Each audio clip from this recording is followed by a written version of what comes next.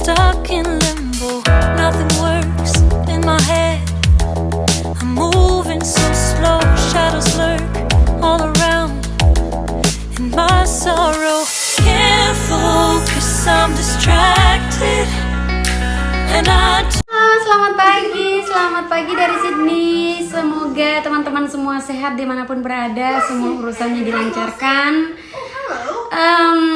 Di video kali ini aku ingin sharing buat teman-teman beberapa pekerjaan di Australia, khususnya di Sydney, yang tidak terlalu membutuhkan bahasa Inggris.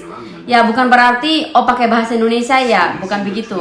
Maksud aku di sini adalah kita bekerja tidak perlu lagi menjelaskan bekerjanya begini. Kayak contohnya kita makan di restoran atau kerja di restoran harus menjelaskan ini menunya apa, ini terus makannya gimana, ini kita harus menjelaskan. Nah, pekerjaan yang aku sharing ini kalian bisa kerjakan as long kalian tahu gitu dia nyuruh apa gitu. Contohnya ini barang pindahkan ke sana. Nah, kalau kalian bisa itu ya udah bisa kerja gitu. Jadi tidak terlalu butuh bahasa Inggris yang harus benar-benar kuasai kayak lagi bercerita gitu, nggak perlu. Nah, pekerjaan salah satunya adalah housekeeping.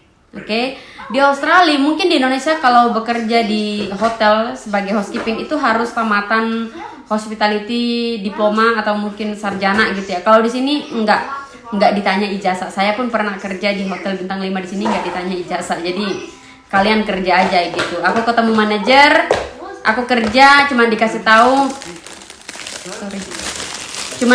kamu kerjanya di training sama staff lama. Jadi itu ada staff lama, karena aku orang Indonesia, aku ditrainingkan sama orang Indonesia. Itu hari pertama. Hari kedua aku ditrainingkan sama orang Thai. Tapi orang Thai itu bisa bahasa Malaysia, which is like ya 11-12 lah. Aku bekerja sama orang Indonesia sama orang Thai hampir sama gitu. Jadi nggak terlalu susah-susah amat, karena nggak perlu ada yang namanya harus komunikasi, harus bagaimana gitu. Cukup kita dikasih tahu ini kamar dibersihin seperti ini, beresnya seperti ini, udah selesai. Dan di dalam kamar nggak ada siapa-siapa, cuman kita sendiri doang. Jadi kita mau jungkir balik bersihin itu hotel di kamar itu ya ngebersihin aja gitu. Jadi tidak terlalu kayak gimana kalau misalnya nggak bisa bahasa Inggris, kalau ketemu tamu gimana.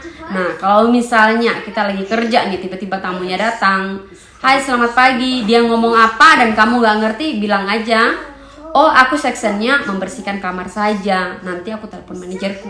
Langsung udah telepon manajer dan manajer akan datang segera dan ngomong sama orang. Jadi bukan urusan kita. Oke?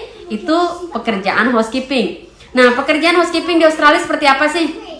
Kerjaan housekeeping di Australia kayaknya saya nggak boleh buka rahasia sih sebenarnya ya. Maksudnya cara membersihkannya pakai apa gitu ya. Saya nggak boleh ngebocorin karena kan saya nggak tahu sih illegal apa nggak sih. Jadi ngebersihin itu ya kita pakai apa yang ada dalam kamar gitu loh. Jadi kayak sabun-sabun kayak gitu kita pakai, terus tisu-tisu kita pakai gitu, kayak handuk gitu loh. Jadi kita pakai itu untuk ngebersihin semuanya gitu. Jadi kita nggak perlu pakai lap. Dan beberapa hotel tempat aku kerja tuh ya kayak gitu. Jadi apa namanya? Ya kayak gitulah. Pokoknya ngebersihin kamar pakai mengganti dalam kamar, udah kayak gitu aja udah. Jadi kalian nggak perlu bawa kain lap dari rumah atau dari tempat ini, nggak perlu bawa kayak gitu. Pokoknya ngebersihin, habis itu ngebersihin, ngelap semuanya pakai barang yang ada dalam kamar. Habis itu semua udah lap, udah nggak ada debunya, tempat tidur dibuatin serapi mungkin. Nanti diajarkan pas kerja. Jadi begitu udah selesai, kalian vacuum, udah pergi lagi ke kamar sebelah. Kayak gitu aja kerjanya. Dan kalian kerjain kamar nomor berapa aja, itu udah ada kertas yang dikasih sama mama. Jadi kalian tinggal ikut aja, oh aku kerjain 102, kamar 108 ke 109. Nah, semua yang ada di kertas itu kamu kerjakan gitu. Jadi kalau misalnya ada orang di dalam yang masih tinggal, ya kamu tinggal ngebersihin, ganti spray-nya. Kalau kotor, kalau nggak kotor ya dibiarin. Kalau misalnya orangnya nggak ada, udah keluar, jadi kamu bersihin semuanya, ganti semuanya kayak gitu. Nah, kira-kira seperti itu kerja housekeeping di Australia. Jadi tidak perlu menjelaskan ini kayak di Indonesia ini apa gitu, nggak perlu. Yang penting kamu bisa kerjakan, kamu bisa bersihkan, that's all. Kerjaan berikut adalah kerjaan McDonald, KFC, Hungry Jack, dan Subway. Nah, beberapa kerjaan ini di Australia legal Beberapa kerjaan ini di Australia legal untuk dipekerjakan orang di bawah umur. Jadi contohnya 18 tahun ke bawah kamu sudah boleh kerja di 4 tempat ini. Kenapa? Karena memang Australia menyarankan 4 franchise ini untuk mengajarkan anak-anak yang belum matang bekerja. Jadi disinilah mereka tempat training. Jadi semakin kamu muda, walaupun kamu nggak bisa berbahasa Inggris, kamu akan bisa bekerja di sini. Walaupun kamu nggak bisa bahasa Inggris. Oke, tapi umur kamu muda. Tapi karena umur kamu muda, mereka juga kasih kamu gaji yang kecil dan itu nggak masalah karena kamu bisa sambil belajar di sini dan bisa gali skill kamu. Jadi kalau misalnya kamu pintar masak ya, kamu akan belajar di sini cara mengatur makanan kayak mungkin buat presentation atau mungkin cara mengolah bagaimana caranya agar kentang crispy, bagaimana caranya agar ayam bisa crispy. Nah, kamu bisa belajar di sini dan setelah itu kamu bisa terjun ke dunia kerja yang sebenarnya. Oke, karena kamu bekerja di KFC, di sini kamu bukan bekerja sama orang Indonesia, udah pasti kamu bekerja dari negara lain. Dan mereka juga tidak terlalu bisa bahasa Inggris. Nah, kalau misalnya kamu masuk ke dunia ini, kamu masuk bekerja dengan orang yang beda bahasa, mau nggak mau kalian akan berusaha berbahasa Inggris dengan mereka. Dan disitulah kesempatan kamu belajar berbahasa Inggris. Nah, begitu kamu udah umur 19 tahun ke atas, KFC, Hungry Jack, McDonald ini akan mengurangi jam kerja kamu. Tujuannya supaya kamu keluar dari tempat kerja itu, supaya kamu cari kerjaan lain. Oke? Kecuali memang ada khusus manajer yang memang tua di situ. Jadi ada beberapa 1-2 orang yang umurnya matang yang memegang jadi manajernya di situ atau jadi pemimpin. Nah, untuk kalian yang jadi pekerja biasa, biasanya kalau udah 19 tahun akan dikeluarkan dari situ atau dikurangkan jamnya supaya kamu keluar, supaya kamu cari kerjaan lain dan membawa pengalaman dari McDonald, dari KFC ke tempat lain. Dan pengalaman kamu bisa pakai di sana untuk bekerja, menggampangkan kamu untuk melamar kerjaan lain. Terus mengolah juga bahasa Inggris kamu untuk bisa pindah ke tempat lain. Nah, itulah enaknya kamu bisa bekerja di McDonald, KFC, Hungry Jack walaupun kamu tidak bisa bahasa Inggris. Oke? Terus kerjaan yang berikut adalah fish market. Nah, di Australia ada namanya toko ikan. Toko ikan terbesar ya bisa dibilang di kota Sydney, itu masih berada di pinggir kota Sydney. Jadi kalau dari pusat kota Sydney kamu ke pasar ikan ini, ke fish market ini, kamu bisa jalan kaki sekitar ya 15 menit 20 menitan. Kalau misalnya kamu naik tram juga bisa sekitar 10 menit gitu, dekat sekali. Nah, di sini kamu bisa melamar kerja walaupun kamu tidak bisa bahasa Inggris. Ya, at least basic-basic lah, kayak selamat pagi, kayak apa kabar, atau what I can help you, what I can do for you, gitu ya. Itu yang penting kamu bisa seperti itu. Kalau misalnya lain-lainnya kamu nggak bisa, kamu bisa tanya orang yang ada di dalam situ. Dan di fish market ini banyak sekali orang Indonesia. Bisa dibilang 60% orang Indonesia, 40% negara lain. Dan masih orang Asia. Jadi karena fish market ini memang kalau nggak salah mungkin pemiliknya orang Asia ya. Jadi pekerjanya rata-rata orang Asia. Ada yang dari Indonesia, dari Singapura, dari Cina, dari Vietnam, dari mana-mana. Ini mereka kerja di situ. Jadi kalau misalnya teman-teman nggak bisa bahasa Inggris, di sana banyak orang Indonesia dan mereka bisa bantu kamu. Oke? Kerjanya di sana apa sih? Seperti apa sih? Kerjanya di sana ya kamu menjaga spot ikan. Oke, nggak usah gengsi. Kalau di Indonesia orang kerja toko ikan itu kayak aneh kan? Kalau di Australia, no.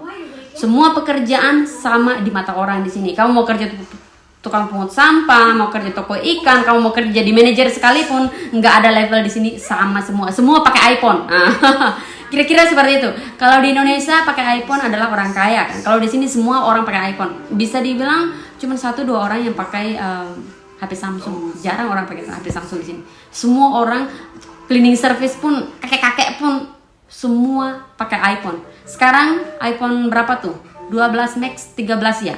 iPhone 13. Semua orang pakai iPhone 13. Mau miskin, mau kaya, semua orang pakai iPhone. Jadi di sini nggak ada namanya, dia orang miskin, dia orang kaya, nggak ada. Dia kerja di toko ikan, dia kerja jadi manajer, nggak ada. Semua sama. Jadi apa sih namanya? We human being. Nah, Semua kita manusia sama selevel, tidak seperti itu di Australia. Jadi kamu gak usah minder kalau nanti misalnya kamu datang kerja di toko ikan, karena di sini sama semua, gak ada namanya oh dia direndahkan karena pekerjaan ini, enggak. Oke, jadi kalau misalnya kamu datang, kamu belum bisa bahasa Inggris, kamu masuklah ke tempat kerja ini. Nah di sini gunakan waktu kesempatan sebaik-baik mungkin, dengar apa yang atasan bilang.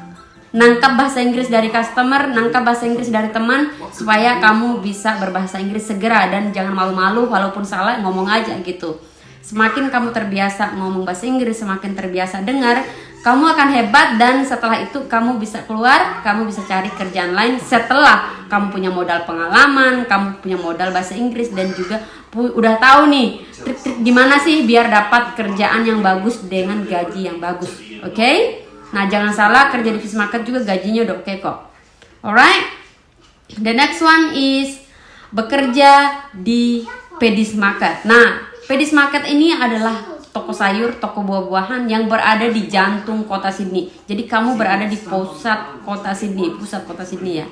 Nah di sini kerjaannya jual buah-buahan, sayur-sayuran, ada toko ikannya juga, ada toko daging juga. Kamu bisa lamar kerja di sini walaupun kamu tidak bisa berbahasa Inggris, as long kamu ngerti mau yang mana. Karena kalau di Indonesia nggak ada namanya berapa kilo maunya. Di sini orang kalau belanja di pasar dia udah ambil sendiri, dia kasih ke kita. Kita tinggal timbang, di situ harganya udah keluar. Jadi timbangan di sini udah udah diatur. Beratnya berapa, harganya berapa udah ada. Jadi kamu tinggal timbang, itu harga keluar ya udah kasih ke dia, bilang harganya sekian. Udah ngebalikin uang kembaliannya gitu aja.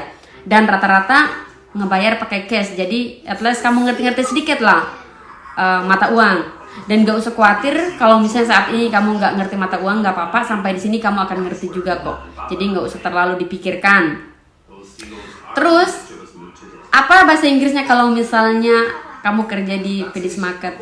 Sebenarnya di sini kalau bisa bahasa Inggris ya which is good news. Tapi kalau misalnya nggak bisa, kamu bisa berbahasa Cina nggak? Mungkin bisa bahasa Mandarin. Rata-rata teman-teman yang bisa bahasa Hokkien itu bahasa Mandarin agak mirip. Dan di sini yang belanja di Pedis Market adalah rata-rata orang Asia, jarang orang bule. Jadi kalau aku pergi ke sana, aku nggak pernah berbahasa Inggris karena di sana banyak orang Indonesia. Jadi aku bilang, Mbak, aku mau apel 1 kilo. Aku tinggal ambil apel, aku kasih ke dia. Mbak, aku mau beli timun 1 kilo. Aku tinggal kasih timun ke dia. Aku mau ambil tomat, aku mau daun kemangi. Aku kasih semua ke dia, dia tinggal bilang, oke Mbak, sekitar $30. Aku tinggal bayar $30. Karena di situ rata-rata banyak orang Indonesia yang bekerja di sana. Dan walaupun di sana bukan orang Indonesia, orang Filipina yang kerja, mereka juga bisa bahasa Indonesia karena emang banyak orang Indonesia yang belanja di sana. Terus banyak orang Indonesia juga yang pintar bahasa Mandarin karena terbiasa ngelayanin orang-orang Chinese gitu.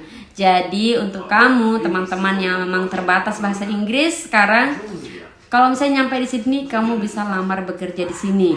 Nggak usah malu, nggak usah gengsi kalau kamu bekerja di toko sayur. Kembali lagi aku bilang, semua orang di Australia itu sama. Dia mau direktur kayak, mau jadi tukang sampah kayak, mau jadi tukang pasar kayak, semua sama. Dan semua orang pakai iPhone. Kamu pun juga kalau nyampe sini pasti kamu nggak suka pakai HP selain Samsung, karena di sini Samsung iPhone ya kayak nggak ada apa-apanya gitu. Ngebeli di sini harganya cuma 1.000 lebih. Gaji kamu 1 minggu udah dapat iPhone. Lalu apa yang susah?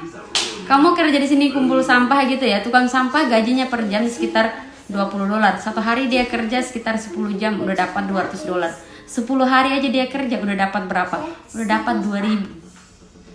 2.000 iPhone harganya cuma 1.000 lebih, masih sisa uang kamu berapa? Jadi beli iPhone di sini itu murah sekali dan tidak bisa diukur dia pakai apa, berarti dia posisinya apa, nggak ada, karena semua di sini sama. So kalau nyampe di sini dapat pekerjaan, kerjakan sebaik mungkin dan gunakan waktu untuk belajar berbahasa Inggris, belajar kerja di sini. Habis itu cari kerjaan yang baik. Kerjaan yang baik seperti apa sih? Kerjaan yang baik sebenarnya nggak ada, karena semua kerjaan kita orang pendatang di Australia itu kerjaannya kasar ya. Banyak yang bilang kerjaan yang baik itu seperti jadi barista, kerja di restoran, tempat aku kerja sekarang kayak gitu. Banyak orang yang berpikir itu kerjaan baik. Sebenarnya sama aja gitu. Justru kalau aku disarankan, kamu sukanya kerja cleaning service apa kerja di restoran? Aku lebih memilih kerja cleaning service. Karena apa? Karena kalau aku kerja cleaning service, aku tinggal bersih-bersih aja gitu. Aku disuruh bersihin bagian pintu, aku disuruh ngepel. Aku ngepel aja gitu. Gue ngepel, gue nggak perlu ngomong deal with someone gitu. Aku nggak perlu berbicara dengan orang lain, aku nggak perlu berurusan dengan orang lain. Aku tinggal ngebersihin aja, ngepel, ngelap gitu. Cuman aku tidak ada jam yang bisa kerja cleaning service. Jadi karena memang aku fashionnya juga, aku suka berjualan, jadi aku mengolah skill aku untuk bekerja di restoran dan juga berjualan makanan gitu. Karena aku punya harapan, punya impian kalau pulang ke Indonesia pingin buka restoran ya, kira-kira begitu. Nggak apa-apa ya, kita bermimpi sedikit tinggi-tinggi. Oke? Nah, itu dia yang aku bisa sharing buat teman-teman. Semoga bermanfaat dan semoga urusannya lancar, proses visanya lancar, dan semoga border juga tidak ditunda lagi. Tanggal 15 ini segera dibuka ya. Oke, makasih. Bye-bye.